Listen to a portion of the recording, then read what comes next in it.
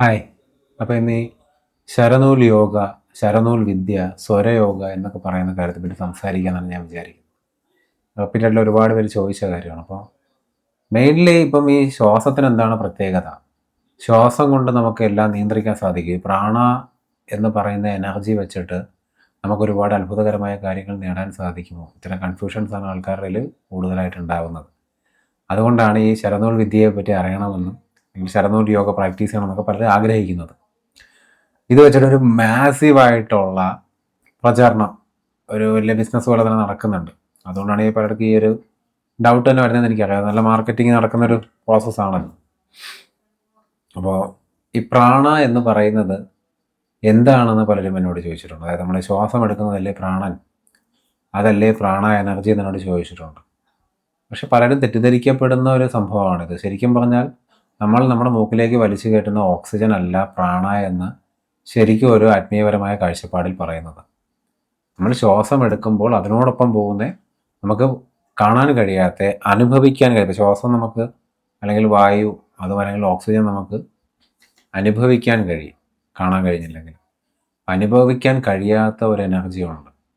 ഒരു ഫിസിക്കൽ റിയാലിറ്റിയിൽ നമുക്ക് വളരെ സബ്റ്റിലായ, നമുക്കൊരിക്കലും ഐഡൻറ്റിഫൈ ചെയ്യാൻ പറ്റാത്ത, ഇതോടൊപ്പം തന്നെ ശ്വാസം എടുക്കുന്നതിനോടൊപ്പം തന്നെ സംഭവിക്കുന്ന മറ്റൊരു എനർജിയാണ് പ്രാണ എന്നാണ് ഞാൻ മനസ്സിലാക്കുന്നത്. അപ്പോൾ ഈ പ്രാണയെ നിയന്ത്രിച്ചു കഴിഞ്ഞാൽ ഒരുപാട് അഭ്യാസങ്ങൾ ചെയ്യാൻ സാധിക്കുന്നു, ഒരുപാട് നേട്ടങ്ങൾ നേടാൻ സാധിക്കുന്നു പലരും വിചാരിക്കുന്നു.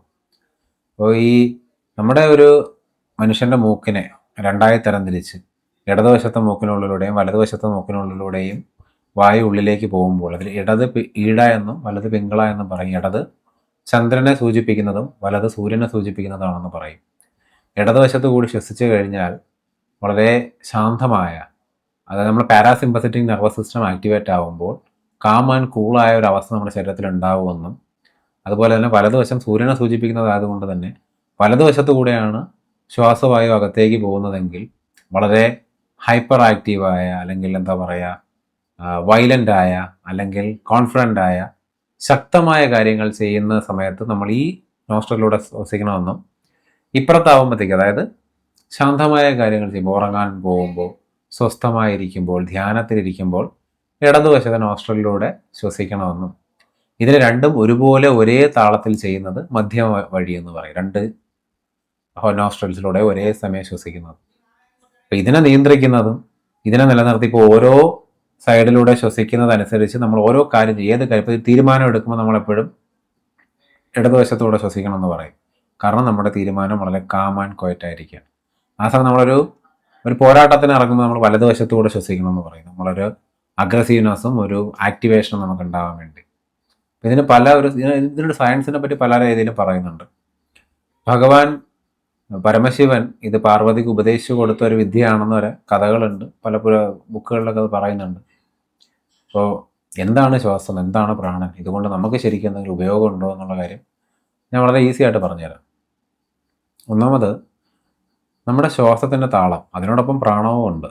അത് ശ്വാസമായ ഓക്സിജനും പ്രാണയും ഒന്നല്ല എന്ന് മനസ്സിലാക്കിയിരിക്കുക. അപ്പോൾ നമ്മുടെ ഈ ശ്വാസത്തിൻ്റെ താളത്തിനനുസരിച്ച് നമ്മുടെ ബോഡിയിൽ വേരിയേഷൻ ഉണ്ടാകും എന്നുള്ള കാര്യത്തിൽ യാതൊരു സംശയവുമില്ല.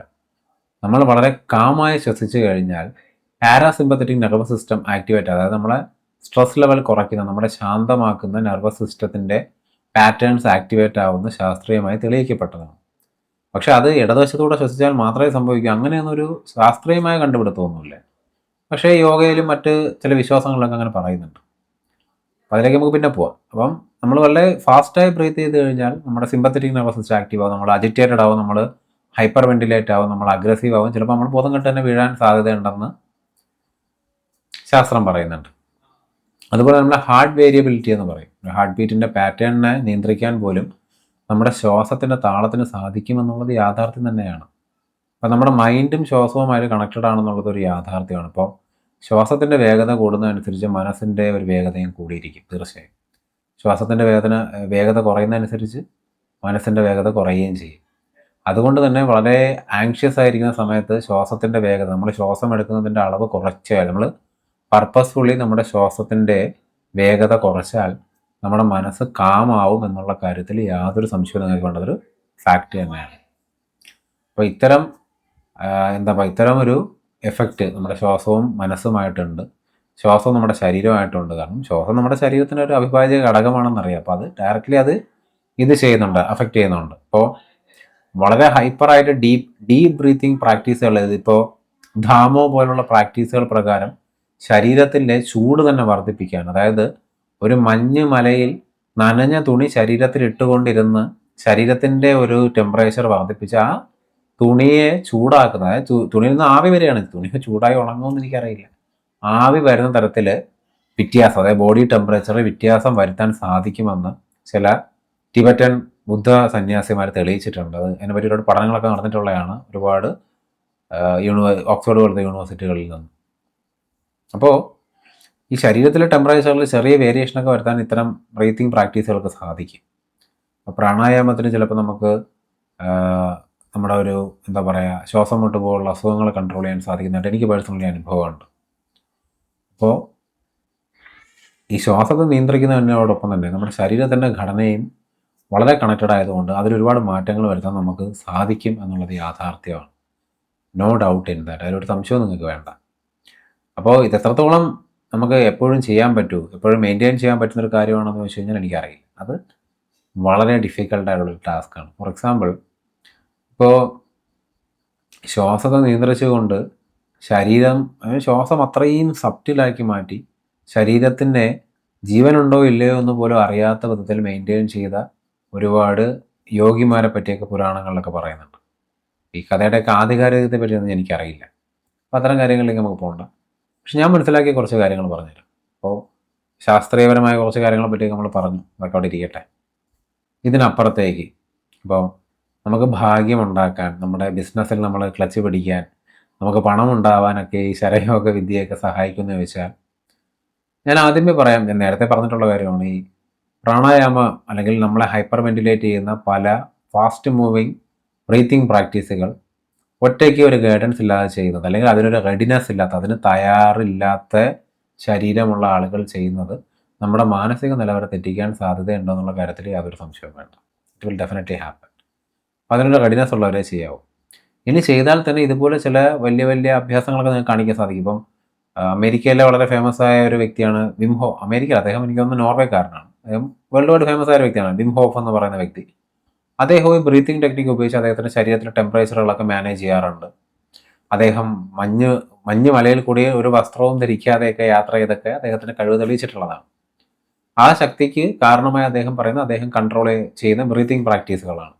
അത് അദ്ദേഹം ഒരുപാട് പഠിപ്പിക്കുന്നുണ്ട്. അത് പഠിച്ച് ഫോളോ ചെയ്യുന്നവർക്ക് ഇതേ ഉപയോഗം ഉണ്ടായിട്ടുണ്ട്. അദ്ദേഹം നമ്മുടെ പുരാണങ്ങളിൽ നിന്നോ പ്രാണായാമത്തിൽ നിന്നോ അത് പഠിച്ചതല്ല. അദ്ദേഹം സ്വന്തം അനുഭവത്തിൽ നിന്ന് ഡെറൈവ് ചെയ്തെടുത്തൊരു പ്രാക്ടീസാണത്. അപ്പം പണ്ട് കാലം മുതലേ ഈ ശ്വാസവും ശരീരവുമായിട്ട് ബന്ധമുണ്ട്, ശ്വാസവും മനസ്സുമായിട്ട് ബന്ധമുണ്ടെന്ന് എല്ലാവർക്കും അറിയാം. പിന്നെ ഇതിൻ്റെ ഒരു സൗഭാഗ്യങ്ങളും അഭാഗ്യങ്ങളുമായിട്ടുള്ള ബന്ധത്തെ പറ്റിയാണ് പലർക്കും അറിയാം. അപ്പോൾ അതും കൂടി പറയാം. ഞാൻ മനസ്സിലാക്കുന്നത് വളരെ കാമായിട്ട് ബ്രീത്ത് ചെയ്യുന്ന ഒരാൾ, അതായത് ശ്വാസം സാവധാനത്തിലെടുക്കുന്ന ഒരു മനുഷ്യൻ വളരെ കാമായിരിക്കും. അദ്ദേഹത്തിൻ്റെ പാരാസിമ്പത്തറ്റിക് നെർവസ് സിസ്റ്റം ആക്റ്റീവ് ആയിരിക്കും. ഇതിനപ്പുറത്തൊരു മെറ്റാഫിസിക്കലായ ഒരു ആക്ടിവിറ്റി അദ്ദേഹത്തിൻ്റെ ബ്രെയിനിൽ സംഭവിക്കും. ആ ഒരു അവസ്ഥയിലുള്ളൊരു മനുഷ്യന് തീർച്ചയായും നല്ല ക്ലാരിറ്റി ഉണ്ടായിരിക്കും. സോ അദ്ദേഹം മണ്ടത്തരങ്ങൾ ചെയ്യാനുള്ള സാധ്യത കുറവാണ്. അദ്ദേഹം എടുക്കുന്ന ഡെസിഷൻസൊക്കെ വളരെ ആക്റ്റീവായിരിക്കും. അതുകൊണ്ട് അദ്ദേഹത്തിന് നല്ല ലാഭങ്ങൾ ഉണ്ടാവും. പക്ഷേ എന്നാലും അദ്ദേഹത്തിൻ്റെ കർമ്മത്തെ അദ്ദേഹത്തിന് ബീറ്റ് ചെയ്ത് വെളിയിൽ വരാൻ പറ്റുമെന്നാണ് പല ആളുകൾ അവകാശപ്പെടുന്നത്. അങ്ങനെ സാധിക്കുമെന്ന് ഞാൻ വിചാരിക്കുന്നില്ല. സാധിച്ചാൽ നല്ലത്. പക്ഷേ ഈ ശ്വാസത്തിൽ ശ്രദ്ധിക്കുക എന്ന് പറയുന്ന ഒരു സിമ്പിൾ മൈൻഡ്ഫുൾ പ്രാക്ടീസ് കൊണ്ട് നിങ്ങൾക്ക് നിങ്ങളുടെ ജീവിതം മാറ്റാൻ പറ്റും എന്നുള്ള കാര്യത്തിൽ എനിക്ക് യാതൊരു സംശയമില്ല. പക്ഷേ അത് എപ്പോഴും ചെയ്തുകൊണ്ടിരിക്കുക എന്ന് പറയുന്നത് ഒരു ഹിമാലയൻ ടാസ്ക്കാണ്. കാരണം അത് സാധിക്കാറില്ല നമുക്ക്. നമ്മൾ ശ്വാസത്തിൽ ശ്രദ്ധിച്ചുകൊണ്ടിരുന്നു കഴിഞ്ഞാൽ, വെറുതെ ശ്രദ്ധിച്ചാൽ ശ്വാസം സാവധാനമാവുന്നതോടുകൂടി നമ്മുടെ ശരീരത്തിലെ എല്ലാ സ്ട്രെസ്സുകളും ഒഴിഞ്ഞു പോവുകയും അത് കാരണം തന്നെ നമുക്ക് നല്ല മനസ്സ്, സമാധാനം, സ്വസ്ഥത, ആരോഗ്യമുള്ള ശരീരം ഇതെല്ലാം കിട്ടുമെന്നുള്ള സത്യമാണ്. ബി പി ഉൾപ്പെടെ കുറയ്ക്കാൻ ഇതിന് സാധിക്കും. മൈൻഡ്ഫുൾനെസ് പ്രാക്ടീസ് അങ്ങനെ പവറുണ്ട്. അപ്പോൾ ഇത്രയും ഒരു സ്വസ്ഥമായ ഒരു ശാന്തമായ അവസ്ഥയിലുള്ള ഒരാളുടെ ജീവിതത്തിൽ എപ്പോഴും നല്ല കാര്യങ്ങൾ സംഭവിക്കാനാണ് സാധ്യത. പിന്നെ നടക്കുന്ന കാര്യങ്ങളെയൊക്കെ അതുപോലെ അക്സെപ്റ്റ് ചെയ്യാനുള്ളൊരു മനസ്സ്, തുറന്ന മനസ്സ്, ഒരു സാത്വികമായ മനസ്സുണ്ടാവാനുള്ള സാധ്യതയും വളരെ കൂടുതലാണ്. കാരണം ഒരു ശ്വാസം ഇങ്ങനെ വേരി ചെയ്തുകൊണ്ടിരിക്കും. ആ വേരിയേഷനിലൊന്നും പെടാതെ വളരെ ന്യൂട്രലായ ആ ശ്വാസത്തിൽ ശ്രദ്ധിച്ചുകൊണ്ടിരിക്കാൻ കഴിയുന്ന വ്യക്തിക്ക് തൻ്റെ ജീവിതത്തിൽ എന്ത് സംഭവിച്ചാലും വളരെ ന്യൂട്രലായിട്ട് അതിനെ കാണാൻ സാധിക്കും. അതിനനുസരിച്ച് റിയാക്ട് ചെയ്യാതെ, അതിനനുസരിച്ച് നമ്മളെ ഒരു റിയാക്ഷൻ കൊടുക്കാതെ ആക്ഷൻ ചെയ്യാൻ അയാൾക്ക് സാധിക്കും. അതാണ് ഒരു മനുഷ്യന് ആവശ്യം.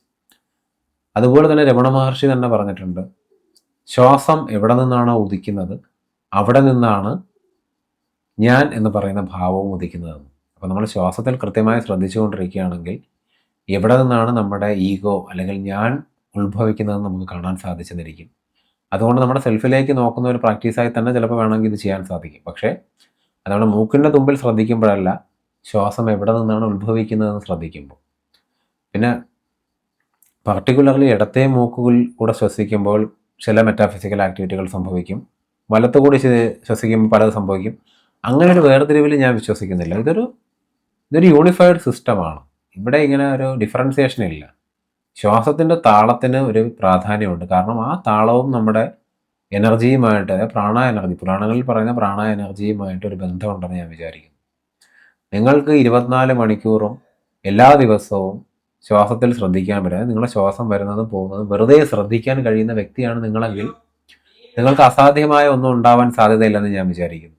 നിങ്ങൾക്ക് വളരെ അൺഎക്സ്പ്ലെയിനബിൾ ആയിട്ടുള്ള സിദ്ധികൾ വരെ ഉണ്ടാവാൻ സാധ്യതയുണ്ടെന്നല്ല, 90% കൺഫേം ആയിട്ട് ഉണ്ടാവുമെന്നാണ് ഞാൻ മനസ്സിലായത്. എൻ്റെ പേഴ്സണൽ അനുഭവമാണ് ഞാൻ പറയുന്നത്. സോ ഡെഫിനറ്റ്ലി ഇത് ട്രൈ ചെയ്യണോ വേണ്ടേ നിങ്ങൾ തീരുമാനിക്കും. പക്ഷേ ശ്വാസത്തിൽ ശ്രദ്ധ തീർച്ചയായും സ്വസ്ഥമായി എപ്പോഴും മെയിൻറ്റെയിൻ ചെയ്യുക എന്ന് പറയുന്നത് ഒരു സാധാരണ കാര്യമല്ല. അതൊരു വളരെ അഭ്യാസം വേണ്ട ഒരു പ്രാക്ടീസാണ്. ആവശ്യത്തിൽ കൂടുതൽ അഭ്യാസങ്ങൾ മനസ്സിനെ ടോർച്ചർ ചെയ്ത് ചെയ്യുന്നത് ഒരു ഡൾ ബ്രെയിൻ ക്രിയേറ്റ് ചെയ്യുകയും വലിയ വലിയ കുഴപ്പങ്ങളിലേക്ക് നമ്മളെ കൊണ്ടുപോവുകയും ചെയ്യുമെന്നാണ് ഞാൻ മനസ്സിലാക്കുന്നത്. അയാളുടെ ടോട്ടൽ ഒരു ബേസിക് അവയർനെസ് കുറയാനുള്ള സാധ്യതയും വളരെ കൂടുതലാണ്. കാരണം ഇവിടെ കോൺസെൻട്രേഷൻ അങ്ങനെ വൺ പോയിൻറ്റഡ്നെസ് ആണ് കൂടുന്നത്, അവയർനെസ് അല്ല കൂടുന്നത്. വളരെ വൺ പോയിൻറ്റഡ് ആയ മനസ്സിന് വളരെ എന്താ പറയുക, അഭ്യാസപരമായിട്ടുള്ള പല കാര്യങ്ങൾ, ഇപ്പോൾ അയാൾക്ക് കാണാതെ പഠിക്കാനുള്ള കഴിവ് കൂടിയെന്നിരിക്കാം, അയാൾക്ക് മറ്റ് പല ബുദ്ധിപരമായ കാര്യങ്ങൾ, അതായത് ബുദ്ധിപരമെന്ന് ഞാൻ ഉദ്ദേശിക്കുന്നത് ആയാസത്തോടു കൂടി ചെയ്യുന്ന പല കാര്യങ്ങളും അനായാസമായി ചെയ്യാൻ അയാൾക്ക് സാധിച്ചെന്നിരിക്കും. ഇപ്പോൾ ഒരു ബുക്ക് ഒറ്റയിരിപ്പിലിരുന്ന് കാണാതെ പഠിക്കാൻ സാധിച്ചെന്നിരിക്കും. പക്ഷെ ഇതൊക്കെ അദ്ദേഹത്തിന് ഇൻ്റലിജൻസിൻ്റെ വർധനവാണെന്ന് തെറ്റിദ്ധരിക്കരുത്. കാരണം ഇൻ്റലിജൻസ് വർദ്ധിക്കണമെങ്കിൽ അവയർനെസ് ആണ് വേണ്ടത്, കോൺസെൻട്രേഷൻ അല്ല വേണ്ടത്. അവയർനെസ് എന്ന് പറഞ്ഞാൽ വളരെ ഓപ്പൺ ആയിരിക്കും, അതൊരു പോയിന്റിൽ മാത്രം എപ്പോഴും ഫോക്കസ്ഡ് ആയിരിക്കുന്ന ഒരു വസ്തുവൊന്നുമല്ല. അതുകൊണ്ട് തന്നെയാണ് നിങ്ങൾ ശ്രദ്ധിച്ചാൽ നിങ്ങൾക്ക് മനസ്സിലാവും, ഇപ്പോൾ 60 വർഷം കണ്ടിന്യൂസ് ആയിട്ട് ശ്വാസത്തിൽ ശ്രദ്ധിച്ച് ആ ഒരു മെഡിറ്റേഷൻ, മൈൻഡ്ഫുൾനെസ് മെഡിറ്റേഷൻ കണ്ടിന്യൂസ്ലി ചെയ്ത ഒരാളെ നിങ്ങൾ പരിചയപ്പെട്ട അദ്ദേഹത്തോടൊപ്പം 2 ദിവസം ചിലവഴിച്ചാൽ നിങ്ങൾക്ക് മനസ്സിലാവും അദ്ദേഹം വളരെ ഡള്ളായൊരു വ്യക്തിയായിരിക്കും മിക്കവാറും സമയങ്ങളിൽ. അപ്പം ഇത്രയും കാലം ഈ മെഡിറ്റേഷൻ ചെയ്തതിൻ്റെ ഉപയോഗം എന്താണ്? കാരണം ഒരു സമയം കഴിയുമ്പോൾ ഇതൊരു റെപ്പറ്റേറ്റീവ് പ്രാക്ടീസായി മാറിയാൽ എന്താണ് സംഭവിക്കുന്നത്? ഇതൊരു റെപ്പറ്റേറ്റീവ് പ്രാക്ടീസായി മാറിയാൽ ഇവിടെ സംഭവിക്കുന്നത് നിങ്ങളുടെ ബ്രെയിൻ ഡള്ളായിക്കൊണ്ടിരിക്കുകയാണ് ചെയ്യുന്നത്. നിങ്ങളുടെ ജീവിതത്തിൽ എല്ലാ ദിവസവും ചെയ്യുന്ന യാന്ത്രികമായ പ്രാക്ടീസുകളിൽ ഒരെണ്ണം മാത്രമേ അത് മാറിപ്പോയി, അതുകൊണ്ട് പിന്നെ ഉപയോഗമൊന്നുമില്ല. പിന്നെ ഞാൻ പറഞ്ഞു, ചില സിദ്ധികളൊക്കെ വർക്കായെന്നിരിക്കാം. നിങ്ങളുടെ ഒരു കോൺസെൻട്രേഷൻ പവർ കൂടുമ്പോൾ, നമ്മുടെ കോൺസെൻട്രേഷൻ പവർ കൂടുന്നതനുസരിച്ച് സിദ്ധികൾ വർക്ക് ചെയ്യാൻ, സൂക്ഷ്മമായ പല കാര്യങ്ങളെ ഐഡൻറ്റിഫൈ ചെയ്യാനുള്ള എബിലിറ്റി കൂടിയെന്നിരിക്കാം. പക്ഷേ അത് നമ്മുടെ ഒരു ആത്മീയ പുരോഗതിക്കോ ഒരു സമാധാനമുള്ള, സന്തോഷമുള്ള, വളരെ നാച്ചുറലായ ഒരു ജീവിതം നയിക്കാനോ നമ്മളെ സഹായിക്കുമെന്ന് ഞാൻ വിചാരിക്കുന്നില്ല. കാരണം നമ്മുടെ സ്വാഭാവികത എന്ന് പറയുന്നൊരു വസ്തു അവിടെ നഷ്ടപ്പെട്ടു പോവുകയാണ്. സ്വാഭാവികത നിലനിർത്താൻ കഴിയുന്ന ഒരു മനുഷ്യനെ സന്തോഷമുള്ളൊരു ജീവിതം ഉണ്ടാവൂ എന്നാണ് ഞാൻ പേഴ്സണലി മനസ്സിലാക്കുന്നത്. I hope you enjoyed the video. Thank U.